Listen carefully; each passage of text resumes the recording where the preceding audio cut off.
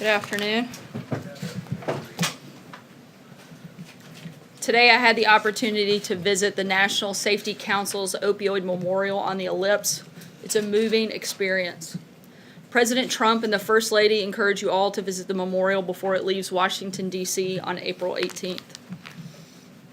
Today at the Summit of Americas in Lima, Peru, Assistant to the President and Advisor Ivanka Trump oversees Private Investment Corporation, and the acting U.S. Secretary of State announced OPIC's two-time America Latin American Women's Initiative, say that fast, which will mobilize $500 million in private capital to invest in projects that empower women in Latin America. This new initiative will break down barriers that limit women's full participation in the economy and reaffirms the Trump administration's commitment to empowering women in Latin America and around the globe. As you all saw, yesterday's confirmation hearing for Secretary of State designee Mike Pompeo went very well. From his years in the Army to his time as a key member of the House Intelligence Committee to his successful tenure as CIA Director, Secretary-designee Pompeo has excelled as one of the nation's key leaders in national security and foreign policy. As a result of Mike Pompeo's leadership, America has been safer, more secure, and more prosperous. There is absolutely no legitimate reason that Secretary-designee Pompeo's confirmation process should not be done in a speedy and bipartisan manner.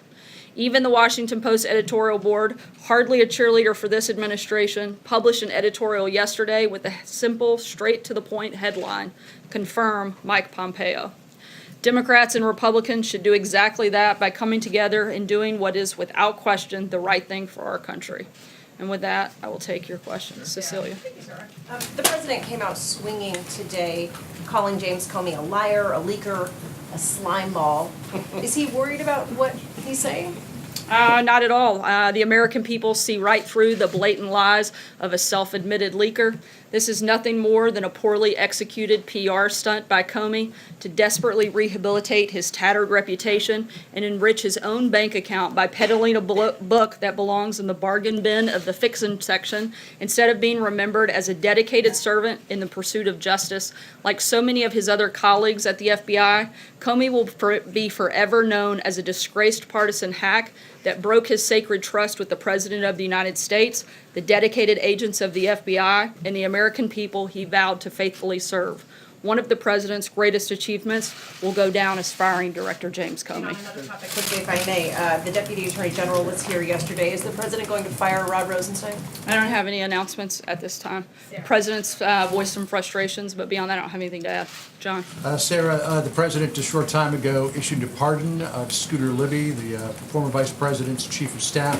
There are many people who believe that Scooter Libby was the victim of a special counsel investigation run amok. The recent statements that we have heard from the White House would seem to indicate that you feel much the same thing about the Mueller investigation.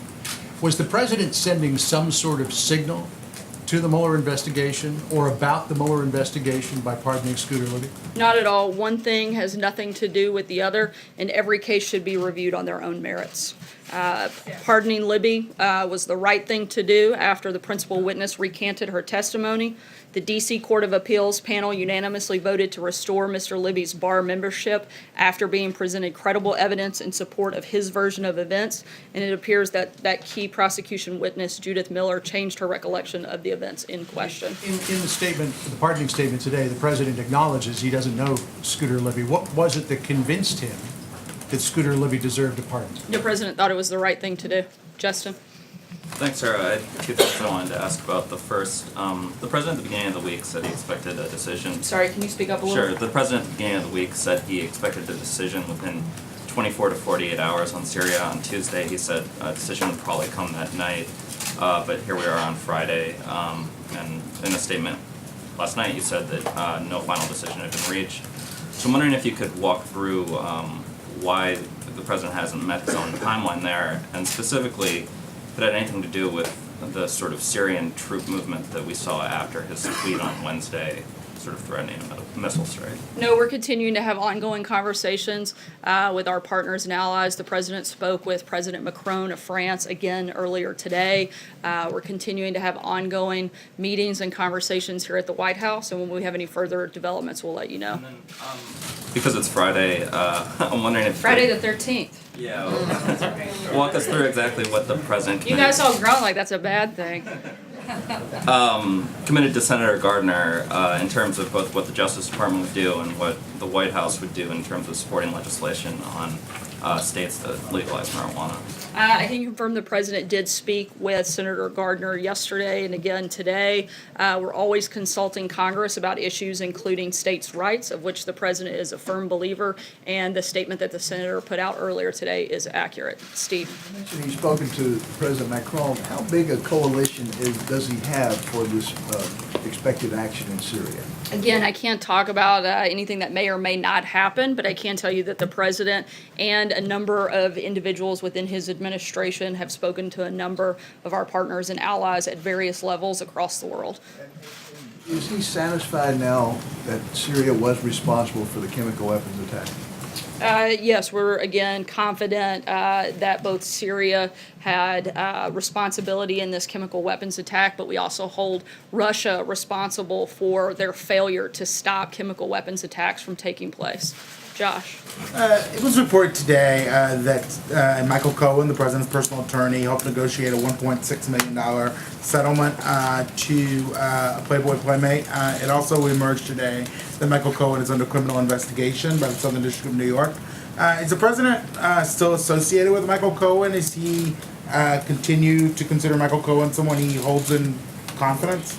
I know that the president has worked with him as a personal attorney. Beyond that, I don't have anything else to add about the About these relationship. developments? Does the president like to say anything about them? Look, the president's been clear that he has a deep concern about the direction the special counsel has taken. The investigation started as Russia collusion, of which there was none. The president has spoken on this topic at length, and I'd refer you back to those comments. What about Michael Cohen's actions, though? Does the president have any concern with those? Again, I would refer you to Michael Cohen's personal attorney. That simply reports right now, but I can't get anything beyond that. Jill? A follow-up on that and then another topic. Is Cohen still the president's personal attorney? I'm not sure, Jill. I'd have to check. I wanted to ask. I can only it looks speak like- about White House staff. It looks like Paul Ryan just endorsed Kevin McCarthy for Speaker in an appearance or an interview with Meet the Press. Does the president believe that McCarthy should be the next Speaker? The president has a great relationship with Kevin McCarthy, but in terms of an announcement about who he wants to see as the next speaker, I don't have any announcements on that front. John? The James Comey book, some excerpts came out today. He speaks of the president, writes about the president in very personal terms. Were you surprised by that? But was the president surprised by that? I don't think we're surprised by the fact that James Comey continues to spread false information. The guy's known to be a liar and a leaker, and so there's not a lot about James Comey that we would find to be very surprising. Steve? Just really quickly on the pardon that came out today for Scooter Libby. The president so far in his time in office has issued 3 presidential pardons. One of those was to Joe Arpaio. Is there a commonality in terms of what the president looks for when he pardons individuals? Again, every case should be reviewed on their own merits, and that's what the president has done in each of those. Steve? Sarah, I'm wondering if the administration has reacted with any message to Moscow after officials there today said that the chemical attack in Duma was faked and staged with Britain's direct involvement. Certainly, our intelligence tells us otherwise. I can't go beyond that, but again, we have a very high confidence that Syria was responsible, and once again, Russia's failure to stop them and their continued disaction on this front has been part of the problem. April. Sarah, what part does the president bringing Russia into the Syria equation now cause for the delay in the strike timeline? Again, we are continuing to have ongoing conversations with partners and allies, assess the information, and once a decision is made, we'll let you know. Dave? Thanks, Sarah. The Justice Department Inspector General came out with his long-awaited report this afternoon on former FBI Deputy Director Andrew McCabe, saying that he improperly leaked information about the Clinton Foundation investigation to a reporter. and then lied to James Comey about it and under oath to two FBI investigators. Do you have a reaction to that, and does that, in your mind, validate the decision to fire McCabe? I haven't seen the full report, but it sounds like two peas in the pod with McCabe and Comey. McCabe was fired in disgrace for misconduct and lying about it. Beyond that, I don't have anything at this point. Francesca. Thank you, Sarah. You said that that James Comey was a liar, that he's a leaker, that he made false representations or claims. Other than what the president tweeted this morning about lying under oath to Senator Grassley, what exactly has he said that's false or a lie? Comey claimed reopening the Clinton investigation when he did was based on merit. Now he says it was based because of poll numbers. Comey claimed the president told him to stop investigating Flynn after he previously testified that no one told him to stop investigations.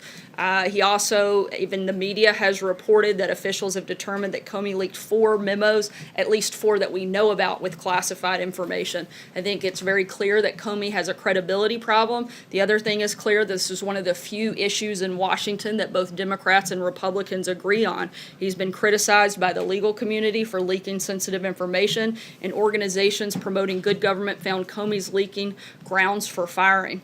Multiple Democrats, including some of the biggest leaders in the Democrat Party, have also attacked Comey. Minority Leader Pelosi said Comey was maybe not in the right job. Senator Schumer said he was appalled by what Comey did and did not have confidence in him any longer. Senator Bernie Sanders said Comey acted in an outrageous way.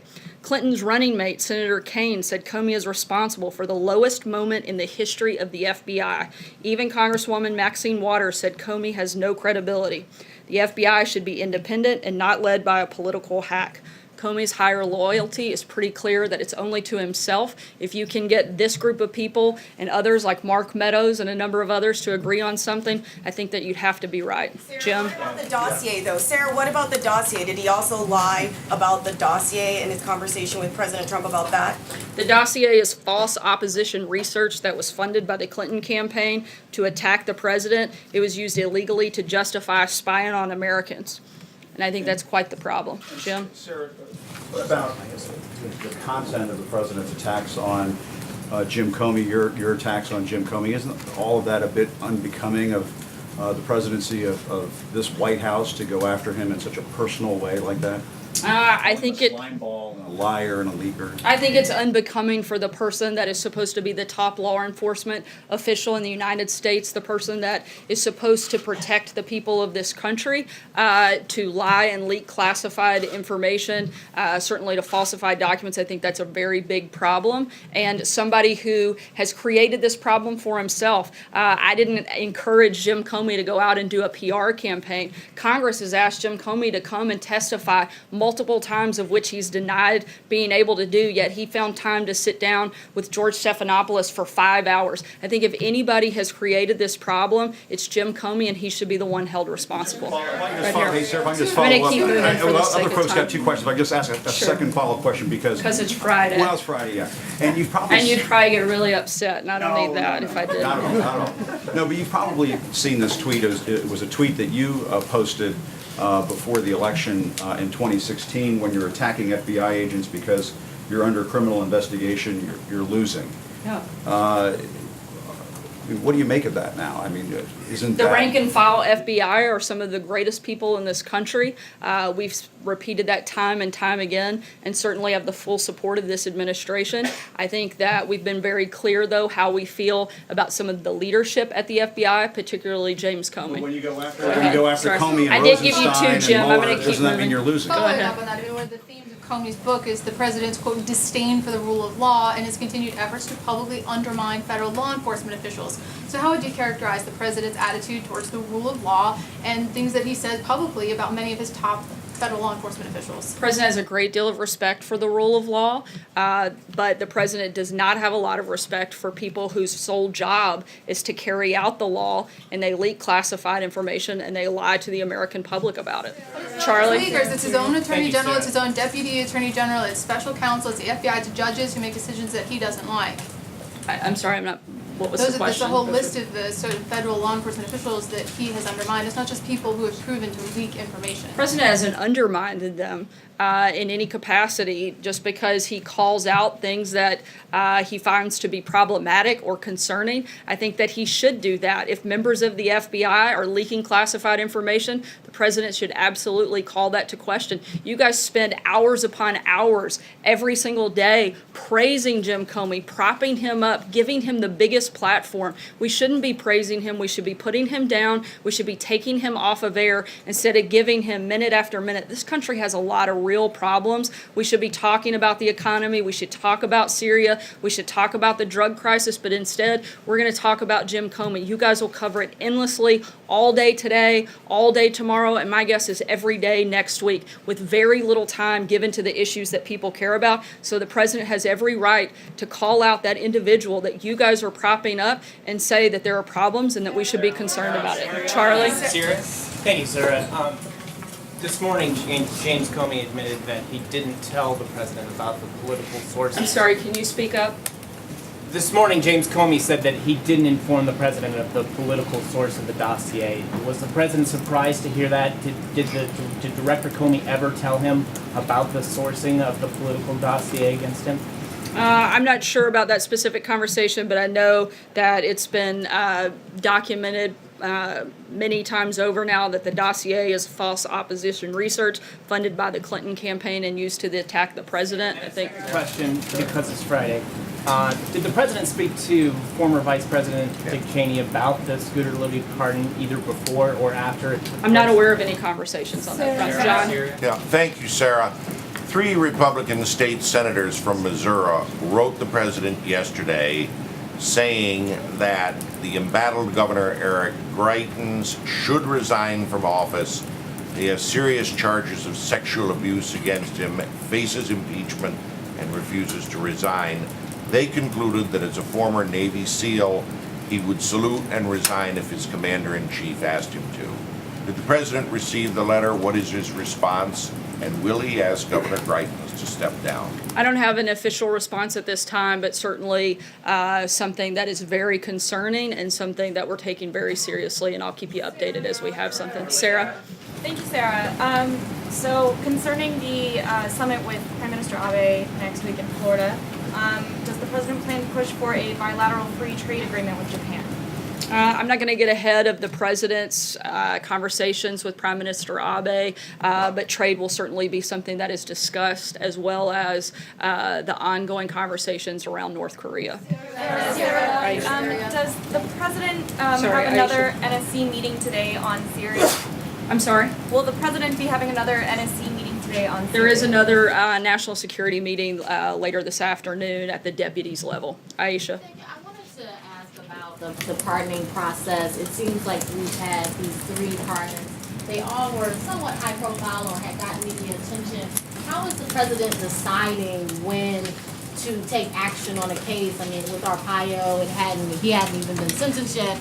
The Scooter Libby case was very old. So how are you deciding when to take action on these cases? And can a normal person who feels like they've been unjustly convicted, can they get their case to the White House? I mean, there's a Justice Department process, but it seems like the president is taking special interest in certain cases. Again, the president has exercised constitutional authority, and he determines when and how he's going to use that when it comes to the pardon process.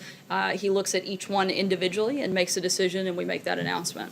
Nadia? Sarah. Thanks a lot, Sarah. Who are you calling, Brian? I was sorry, I was calling on Nadia, and then I'll go to Brian. All right, thank you, Sarah. The OCPW is sending inspectors to Syria. Do you think this is a futile exercise since you already have the evidence that actually they have chemical weapons? Once again, we are confident in the intelligence that we have and in the fact that we know that Syria is responsible for these actions. Take one last question, Brian. Thanks, Sarah. I'll do 2. One on Syria and one on the Department of Justice. On Syria, the president has publicly said that he wants to get out of Syria. Has this strike changed his mind on that? And is he considering other options other than a plan to pull out U.S. forces from Syria? And if you could just answer that. I'm sorry, what was the last part? Is he considering other options other than a long-term strategy to get U.S. forces out? I don't of have Syria? any additional changes to policy in Syria at this time. And in terms of options, all of our options are on the table, and we're continuing to look at those, and we'll make an announcement then. And so I have a question about the Department of Justice. What does the president have to say to Republican lawmakers who believe that firing Mueller would be suicide, as Grassley has said, or firing Rosenstein could mean the end of the presidency for Donald Trump, as Lindsey Graham has said? I'm not going to get into hypothetical situations. The president's taken no action on that front, and I'm not going to get into back and forth on a hypothetical. Response for Republican lawmakers who are counseling him not to take an action like that? As with a number of issues, the president talks to a lot of different lawmakers on a number of topics. He's going to continue consulting with them, not just on this, but on some very big issues that our country is facing, and that's what his focus is actually on. Thanks so much, guys. Happy Friday.